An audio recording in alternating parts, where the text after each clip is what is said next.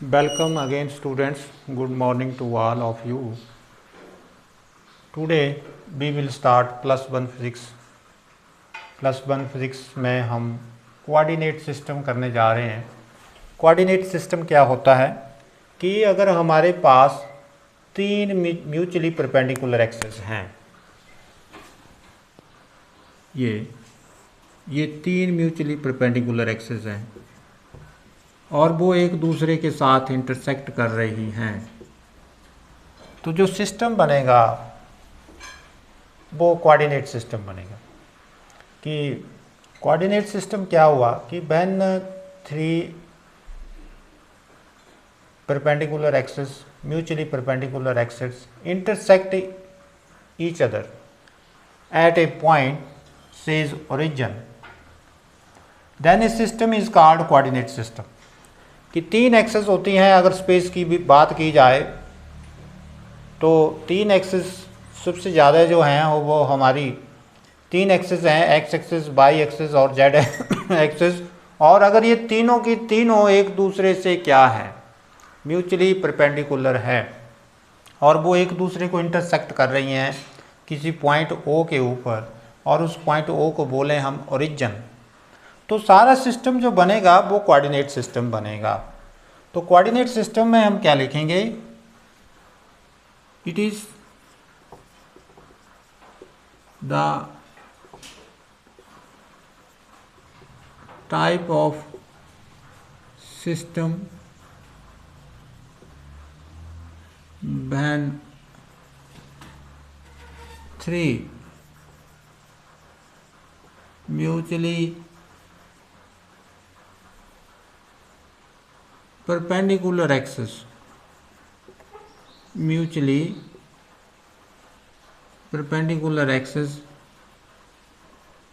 intersect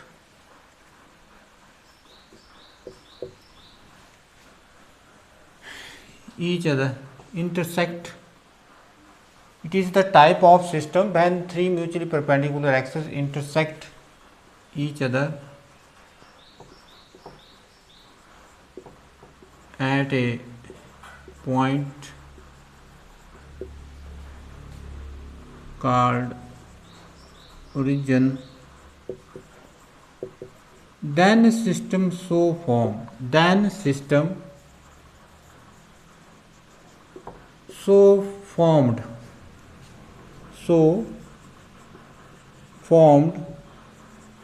called coordinate system,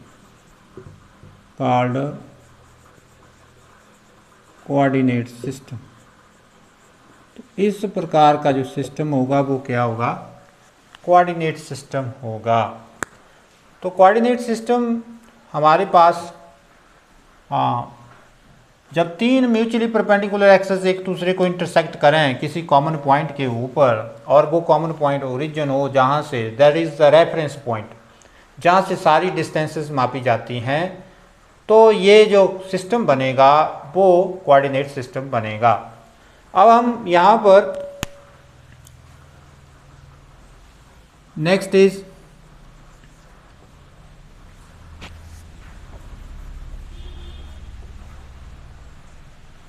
types of coordinate system.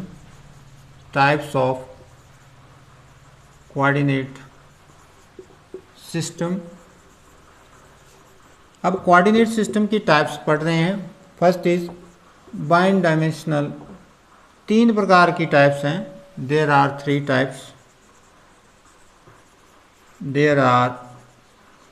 Types, तीन प्रकार की हैं। First is one dimensional coordinate system.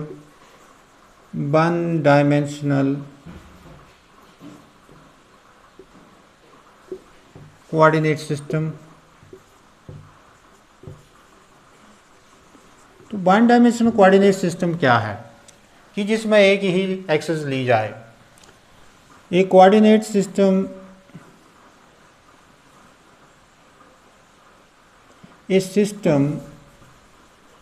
is said to be one dimension if an object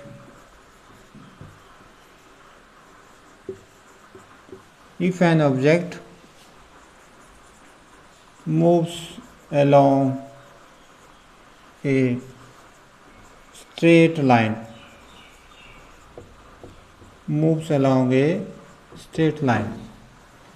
called one-dimensional coordinate system,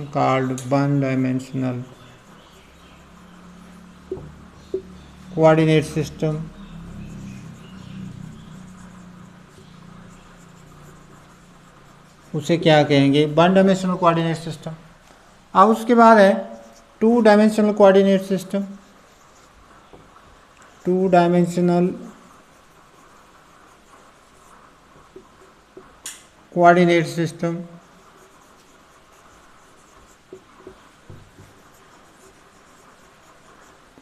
two dimensional coordinate system क्या है? ए system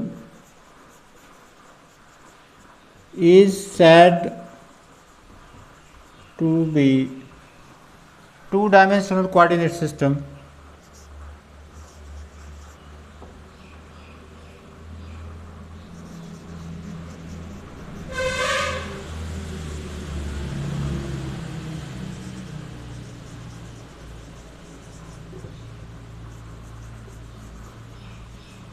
if an object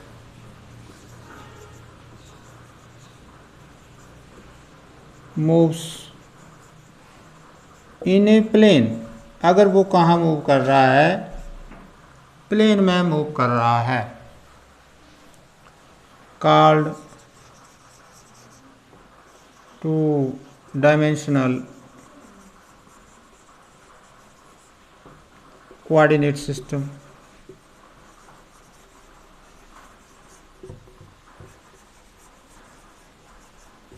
अब उसके बाद हमारा आता है थ्री डायमेंशनल कोऑर्डिनेट सिस्टम। अब जैसे इसमें एग्जांपल क्या हो सकता है? A train, an object moving along a straight line,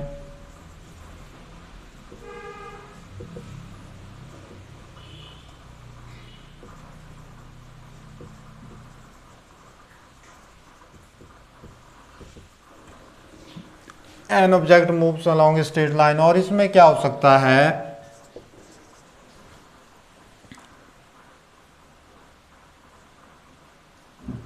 A ball moving on a ground, a ball moving on a ground. और इसमें three dimensional coordinate system. Very important है, क्योंकि हर एक जगह जो है ये चीज़ आती है, और जिसको कोऑर्डिनेट सिस्टम का ही पता नहीं है वो फिर फिजिक्स उसके लिए काफ़ी मुश्किल है। Three dimensional coordinate system, a system is said to be three dimensional. System को थ्री डायमेंशन कहेंगे, said to be three dimension coordinate system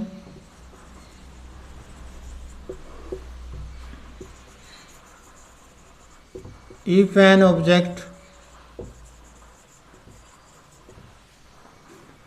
fly और फ्लाई तो नहीं बोलेंगे, moves in space, moves in space. अगर वो क्या करता है? स्पेस में मूव करता है, तो वो called three dimensional coordinate system. इसको आपने खुद लिख देना आगे। Moves in space called three dimensional coordinate system. इसमें एग्जांपल आपने खुद देना है, जैसे एरोप्लेन, फ्लाइंग वर्ल्ड। तो ये हमारा कोऑर्डिनेट सिस्टम आया। अंडरस्टैंड? तो किसी भी कोऑर्डिनेट सिस्टम को अगर मान लो ये प्लेन में है तो उसको दो कोऑर्डिनेट्स की जरूरत पड़ेगी, एक एक्स और वाई। अगर वो लाइन के अलोंग एक्स एक्सिस के अलोंग है तो एक्स की, और अगर वो स्पेस में है तो तीन कोऑर्डिनेट्स की जरूरत पड़ेगी। कोऑर्डिनेट्स क्या है? कोऑर्डिनेट्स हैं the measurements of a physical quantity along any axis is called its coordinates. कि अगर मान लो एक्स एक्सिस जो है वो वोल्टेज को रिप्रेजेंट कर रही है, तो एक्स एक्सिस के अलॉन्ग वोल्टेज उस पॉइंट के ऊपर वोल्टेज क्या हुई। जैसे ये मान लो ये पॉइंट ले रहे हैं हम, यहाँ वोल्टेज आ रहा है और यहाँ करंट आ रहा है, तो वोल्टेज कितनी हुई एक्स एक्सिस के अलॉन्ग, तो यहाँ से मापेंगे हम। करंट कितना हुआ है, ये हाइट मापेंगे। तो कोऑर्डिनेट्स हुए ये उस पॉइंट्स के क्या हुए, कोऑर्डिनेट्स क्या हुए, the measurements of a physical quantity along any axis is called its coordinates। तो नेक्स्ट हम इसके आगे we are going to explain displacement distance। इस कंसेप्ट को एक्सप्लेन करने जा रहे हैं कि डिस्टेंस क्या होता है, डिस्प्लेसमेंट क्या होता है। तो डिस्प्लेसमेंट और डिस्टेंस, इससे पहले एक और चीज़ है रेक्टिलिनियर मोशन। रेक्टिलिनियर मोशन क्या होती है, अगर कोई बॉडी स्ट्रेट लाइन के अलॉन्ग जा रही है तो वो रेक्टिलिनियर मोशन में है। A body is said to be in rectilinear motion if it moves along a straight line. अगर वो स्ट्रेट लाइन के अलॉन्ग जा रही है तो वो रेक्टिलिनियर मोशन में है। तो रेक्टिलिनियर मोशन की बात कर रहे हैं,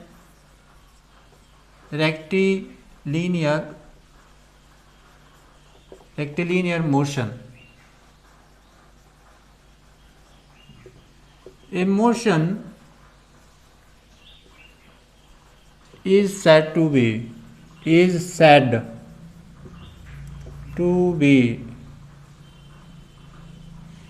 rectilinear motion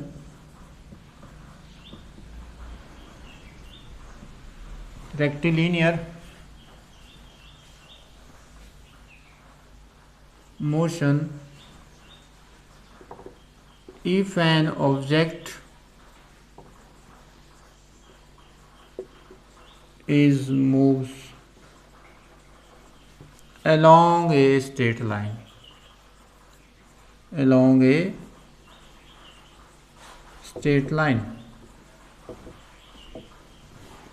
The motion is said to be rectilinear motion if an object is moves along a straight line।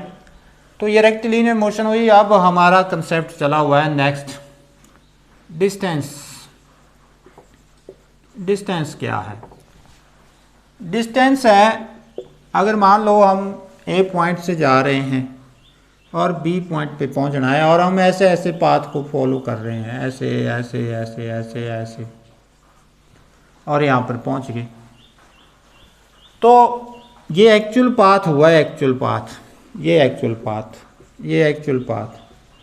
ये जो एक्चुअल पाथ कवर किया गया है किसके द्वारा, बॉडी के द्वारा, that is called distance.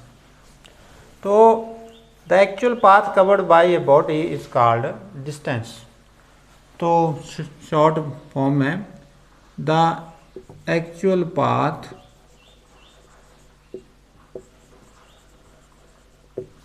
covered by a body is called distance। उसे क्या कहेंगे, डिस्टेंस कहेंगे। ठीक है, अब डिस्टेंस कहेंगे तो इसमें आप देख रहे हैं कि इसकी कोई डायरेक्शन तो है नहीं, कभी इधर जा रहा है कभी ऊपर नीचे, कोई पर्टिकुलर डायरेक्शन नहीं है। अंडरस्टैंड, अगर इसकी पर्टिकुलर डायरेक्शंस नहीं है, इसका केवल मैग्नीट्यूड है, तो it is a scalar quantity. तो हम क्या लिखेंगे, it is a scalar quantity. ये क्या हुई, स्केलर क्वांटिटी हुई। अंडरस्टैंड। अब स्केलर क्वांटिटी तो है ही है, क्योंकि इसका केवल क्या है, मैग्नीट्यूड है। और दूसरा क्या है कि इट इज़ ऑलवेज पॉजिटिव। ये हमेशा क्या होती है, पॉजिटिव होती है, नेगेटिव नहीं होती। Understand. It is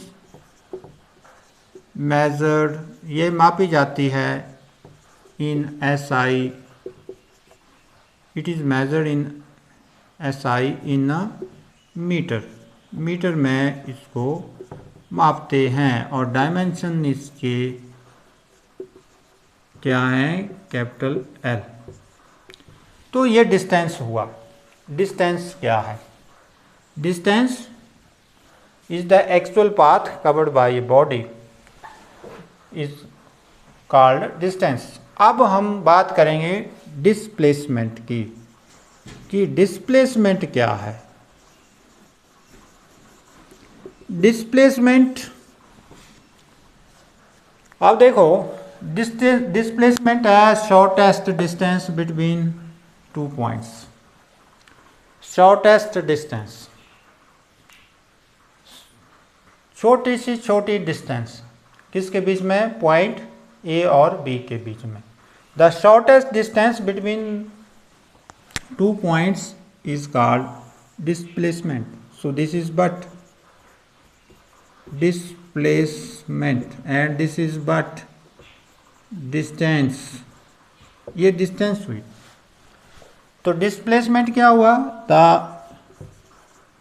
shortest distance between two points is called displacement. इसे क्या कहेंगे? डिस्प्लेसमेंट कहेंगे, क्योंकि ये क्या है? शॉर्टेस्ट डिस्टेंस है। तो अब इसमें देखो, इसमें डायरेक्शंस भी है। It is a vector quantity. ये क्या है? वेक्टर क्वांटिटी है। दूसरा क्या है? डिस्प्लेसमेंट में भी जीरो भी हो सकता है, नेगेटिव भी हो सकता है एंड पॉजिटिव भी हो सकता है। अंडरस्टैंड? डिस्प्लेसमेंट जो है वो जीरो भी हो सकता है, नेगेटिव भी हो सकता है और पॉजिटिव भी हो सकता है। It is measured in metre. ये भी मीटर में मापते हैं और इसके डायमेंशंस भी होते हैं। परंतु अब हम डिस्टेंस की बात करने जा रहे हैं। तो पॉजिटिव जीरो कब होगा? जैसे मान लो डिस्प्लेसमेंट क्या है? Displacement is equal to final position minus initial position.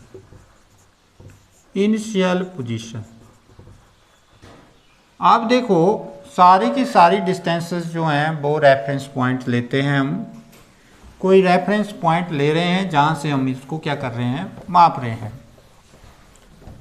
अब क्योंकि सारी डिस्टेंसेस जो हैं वो रेफरेंस पॉइंट से मापी जा रही हैं, तो रेफरेंस पॉइंट क्या हुआ? ओरिजिन। मान लेते हैं ये दो पॉइंट्स हैं, ये A है, ये B है।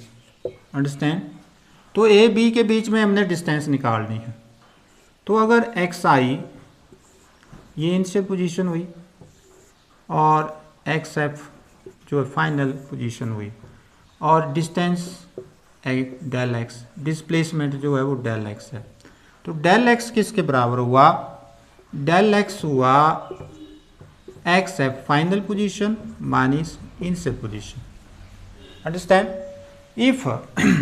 इफ देखो, if XF is greater than XI, देखो अब दोनों को एक्सप्लेन कर रहे हैं। Then del X is positive value, BE का मतलब positive value, means positive. Displacement क्या हुआ? डेल X क्या है? Displacement. What is this? This is displacement. ये क्या हुआ? पॉजिटिव हुआ।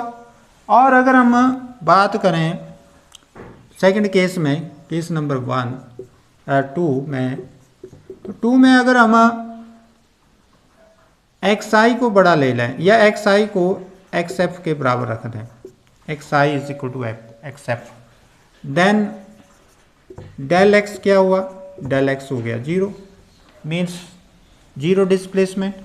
और अगर तीसरे केस में एक्स आई एक्स एफ से बड़ा हो गया, देन डेल एक्स की वैल्यू क्या आई, नेगेटिव वैल्यू। देखो यहाँ से, क्योंकि एक्स आई बड़ा हुआ किससे, एक्स एफ से, तो नेगेटिव बड़ा हुआ। जैसे यहाँ 5 हो गया, यहाँ 3 हो गया, तो -2 आया। तो इस ढंग से हम पॉजिटिव नेगेटिव डिस्प्लेसमेंट को एक्सप्लेन कर सकते हैं। अब देखो एक केस और लेते हैं कि मान लो कि डिस्टेंस हमने, नेक्स्ट पॉइंट है कि डिस्प्लेसमेंट डज नॉट डिपेंड्स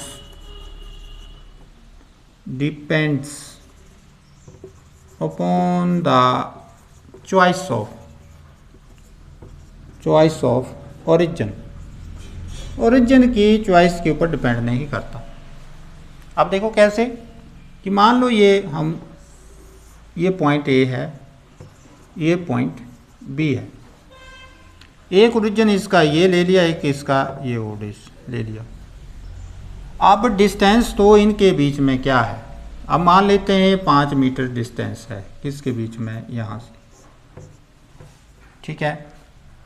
तो यहाँ से यहाँ तक जो डिस्टेंस होगी वो मान लेते हैं वो 10 मीटर है, क्या है 10 मीटर है, और यहाँ क्या है 5 मीटर है। तो 10 - 5, यहाँ से भी 10 - 5 क्या आया, 5 मीटर आया। अब यहाँ पर क्या है, यहाँ पर यहाँ से इस पॉइंट की डिस्टेंस 2 मीटर है और इसकी डिस्टेंस 7 मीटर है। तो यहाँ से भी 7 - 5, 7 - 2, 5 मीटर आएगा। क्यों आएगा, क्योंकि ये डिस्टेंस तो चेंज होगी नहीं, चाहे ओरिजिन आप इधर ले जाओ इधर ले जाओ, इसका कोई फर्क थोड़ी है। ये और बीच की डिस्टेंस फिक्स है और वही डिस्प्लेसमेंट है। आप चाहे ओरिजिन यहाँ से शुरू करो चाहे यहाँ से शुरू करो, इसका कोई फर्क नहीं पड़ेगा। क्यों नहीं पड़ेगा, क्योंकि ये डिस्टेंस तो फिक्स ही रहेगी ना।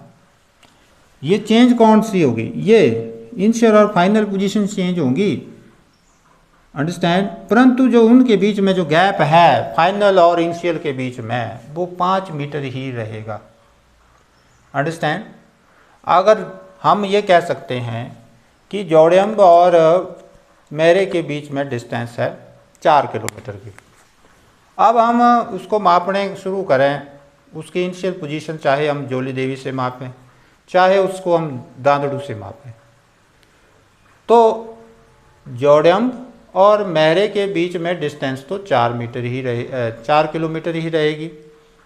अगर दांदड़ू से माप रहे हैं तो अप्रॉक्सीमेटली मेरे जो है वो आपका 8 किलोमीटर के करीब पड़ेगा और जोड़ियम्ब जो है वो आई थिंक दांदड़ू से 4 किलोमीटर का पड़ेगा।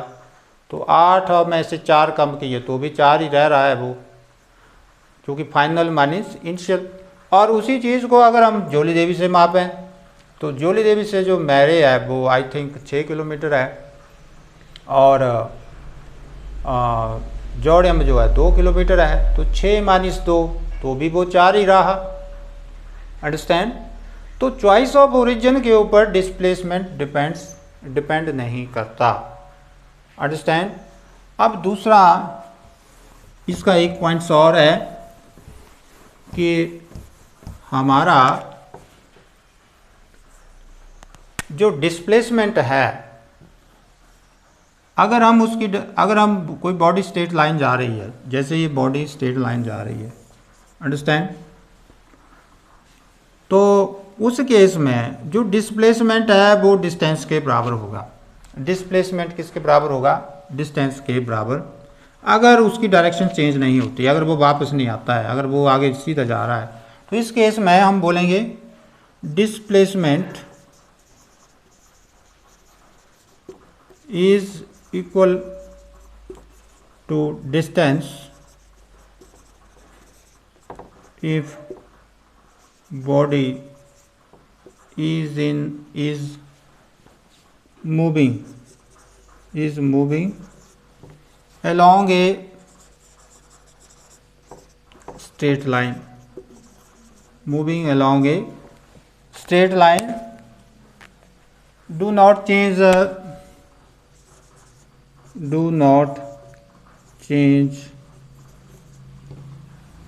their displacement is equal to distance if body is moving along a straight line. Do not change its direction. अगर डायरेक्शन को वो चेंज नहीं करती है तो इस केस में हमारा डिस्प्लेसमेंट डिस्टेंस के बराबर होगा। जैसे यहाँ से बॉडी चली यहाँ तक, फाइनल पोजीशन मान लो बी है, इनिशियल ओ है, तो यहाँ से वो 5 किलोमीटर जा रही है, स्ट्रेट पे जा रही है, तो यहाँ भी एक्चुअल पाथ क्या है 5 किलोमीटर और शॉर्टेस्ट डिस्टेंस भी 5 किलोमीटर है, तो डिस्टेंस और डिस्प्लेसमेंट दोनों बराबर होंगे। अब दूसरा केस है कि अगर वो अपना पाथ चेंज कर लेता है, मान लो कि उसने अपनी साइड चेंज कर ली, इधर को आ गया, तो उस केस में डिस्टेंस हमेशा डिस्प्लेसमेंट से बड़ी होगी। A body moving along a straight line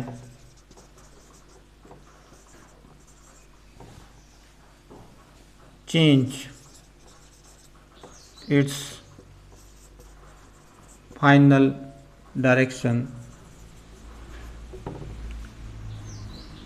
A body moving along a straight line change its final directions, then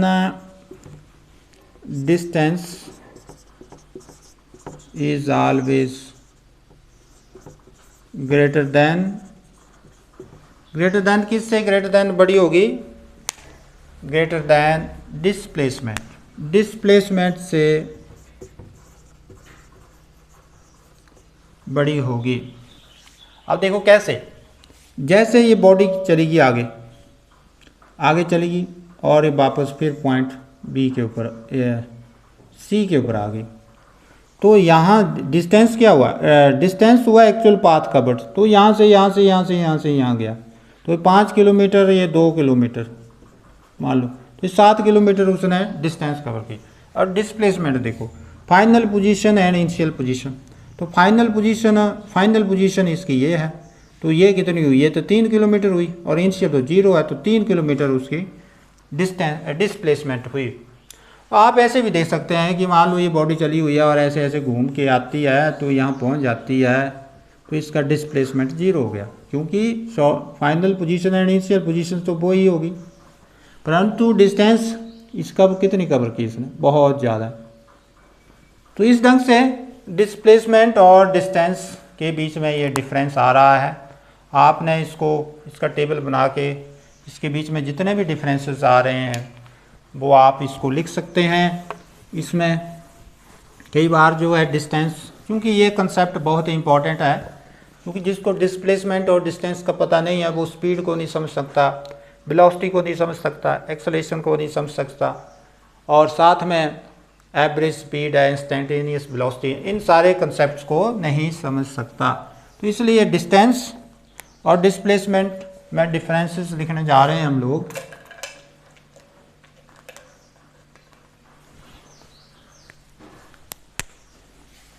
तो we have first is distance और second is displacement. First is actual path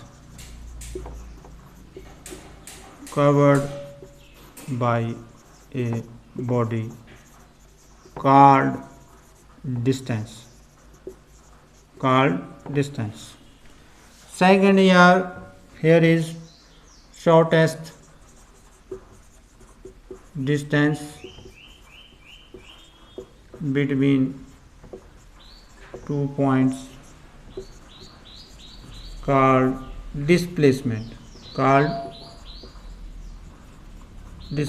Shortest distance between 2 points called displacement.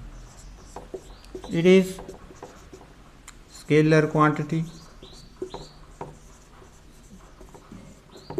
it is vector quantity,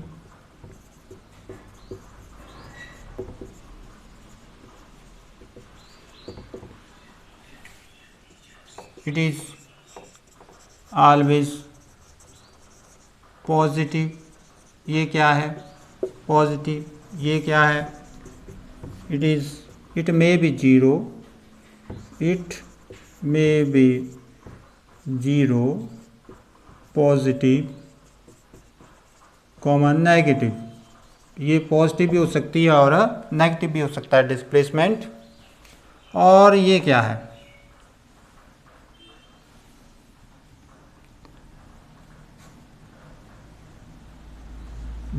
distance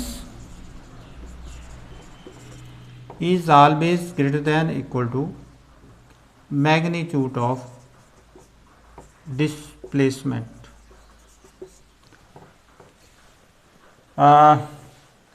distance जो है हमेशा या तो equal होगी या इससे बड़ी होगी, किससे डिस्प्लेसमेंट से। और इसमें आप लिख सकते हैं कि डिस्प्लेसमेंट को आप उल्टा लिख दो, लेस देन वाला कंसेप्ट लगा दो और ये डिस्टेंस को ऐसे रहने दो। तो यहाँ मॉड की भी ज़रूरत नहीं है क्योंकि मॉड में तो पॉजिटिव आ जाएगा।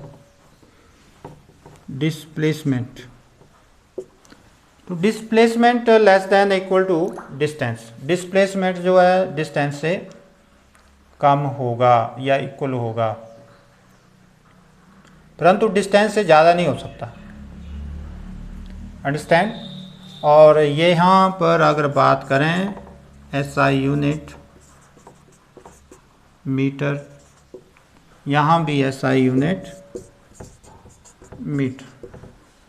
तो इस ढंग से ये आपका डिस्टेंस और डिस्प्लेसमेंट का कंसेप्ट कंप्लीट हुआ। अब नेक्स्ट हम इसका स्पीड वेलोसिटी के बारे में करेंगे।